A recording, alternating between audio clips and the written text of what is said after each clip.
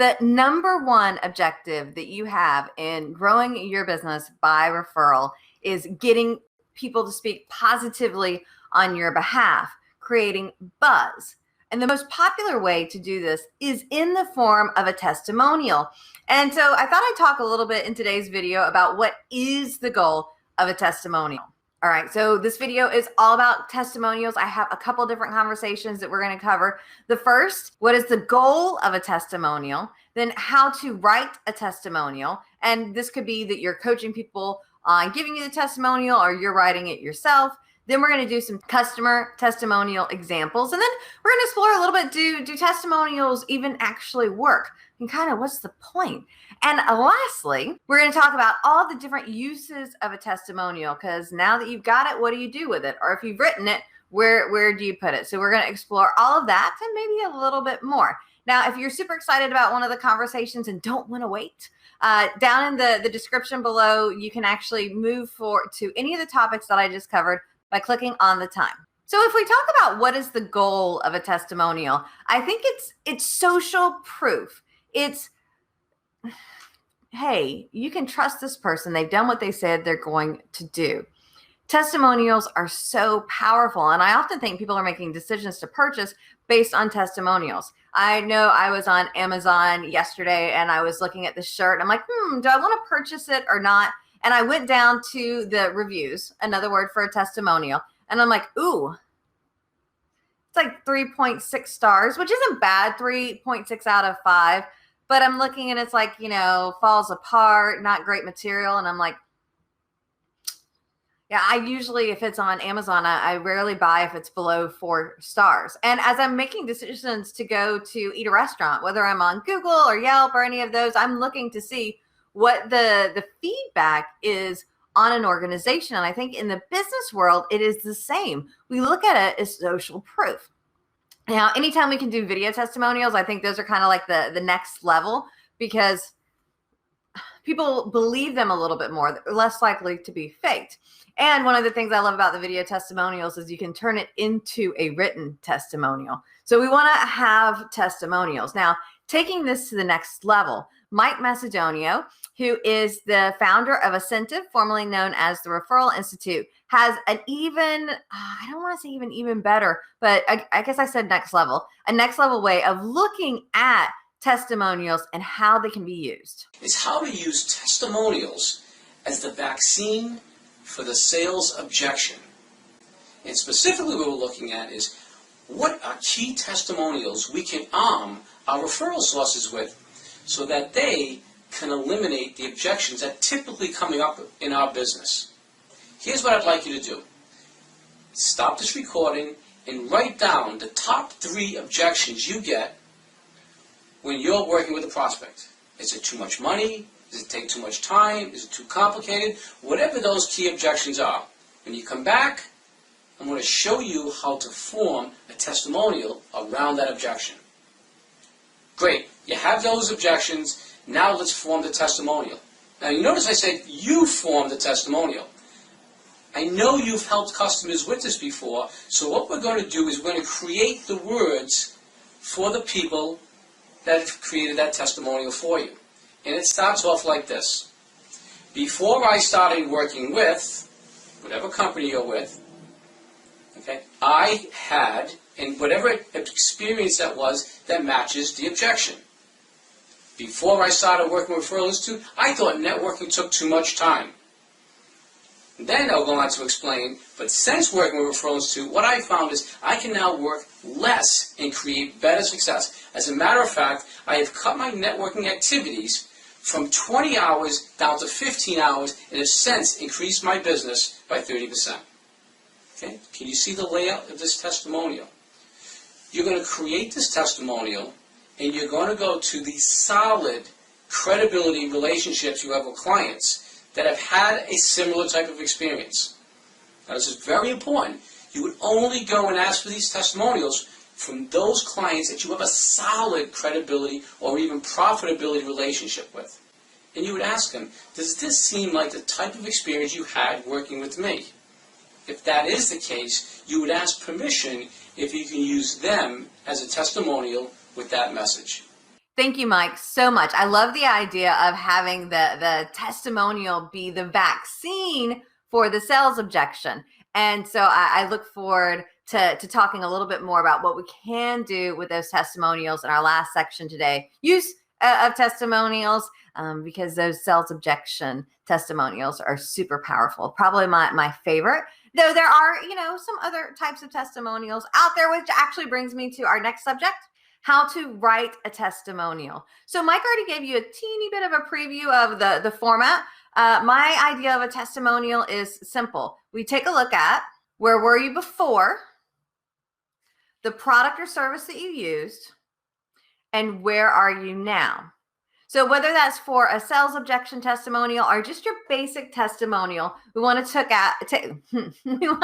a look at where were you before, the product or service that was used, where are you now? And we really want to make sure that it's focused on the benefits. It's not about the process that we went through. It's about the benefits that are created. Now, I have several videos on testimonials, so I'll put the link in the description below. You can check those out to get some ideas on if I'm writing a testimonial or doing a video testimonial, just more in depth on this conversation here. What I want to do now is share a couple examples of testimonials. So I went to my website, I went to my Facebook page, I went to my LinkedIn, just to show a couple of different flavors of testimonials that we could be utilized. And the first is one of my Referrals for Life clients, Andrew Gordon. And while I wasn't able to have this as a video, I actually do have a video testimonial with a car on my success story playlist. Different person, that's Daniel Gray.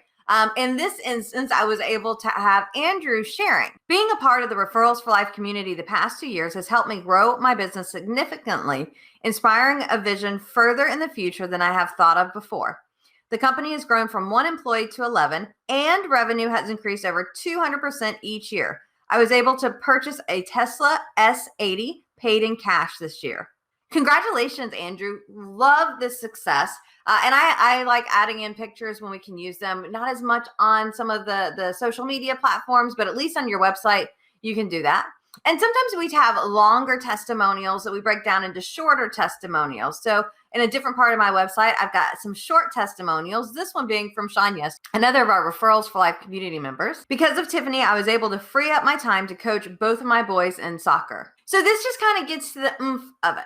And if you remember, I mentioned we want our testimonials to be about the benefits. So the benefits that I create when I work with people is more money, more time, more fun. So if we think about Andrew's first testimonial, he had more money, which gives him the opportunity to buy a new car, which is more fun. Sean also talks about being able to have more time and more fun with coaching his boys in soccer. The next testimonial I have comes from LinkedIn, another place that I think it's powerful to have testimonials. It's interesting. I was looking the other day at somebody who has 2 testimonials on LinkedIn, or reviews, again, different languaging. And I'm like, 2, that is not a lot. Not that it's bad, just, they haven't had a testimonial in 5 years. Ooh.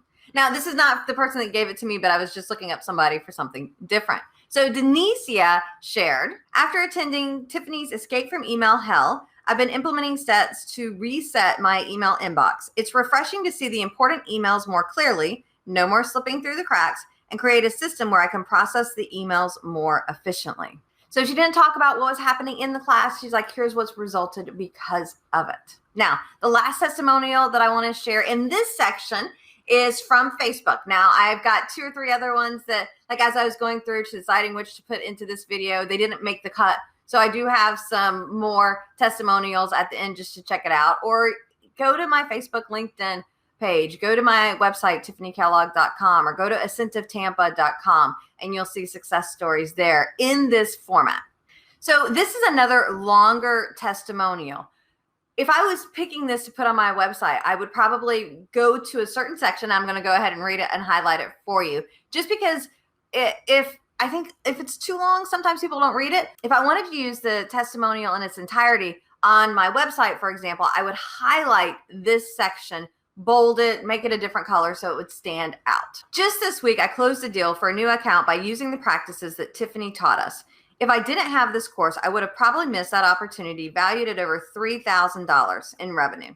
The rest of it is really awesome stuff. I'm going for the results, though I do appreciate him also adding, take our program and give it all you've got, or don't. Leave the best opportunities to your competitors. It's up to you. Thanks, Josh. So we've got these testimonials, and it comes to this question of, do testimonials work? And I shared a little bit about my thoughts with the reviews that we see on Amazon earlier, or restaurants.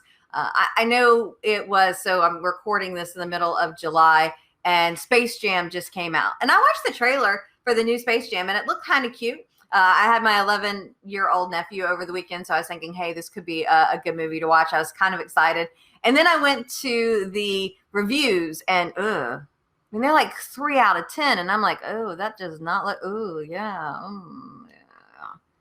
Now, I do think that sometimes when we have the personal recommendation, it is more powerful if I know the person recommending it, though I still haven't heard anybody say anything good about it. And do I want to go get HBO Max? Because that's what, I don't have HBO Max. So I want to go get HBO Max and watch the movie if nobody's enjoying it. Do I want to spend my 2 hours on that? And so we're making these decisions on something as simple as food in a movie. So are we making these decisions on larger purchases, especially from the entrepreneurs? And I think the answer is yes. And so we want to use these testimonials. And so where do we put testimonials? So how do we use these testimonials? You've already seen a couple examples. I think on your website is amazing.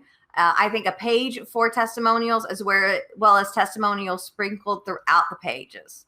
Now, I know there's a couple professions out there, some industry, some financial. You know your profession if it's an issue. If you don't, if you're like, what is she talking about? You're not that person. So you know if your profession you can't. But if you can, put them all over the website. I also encourage you to have people put them on social media. What I will do is if I get somebody that gives me a testimonial, whether it's a video or written testimonial, I'll then say, oh my gosh, thank you so much for the testimonial.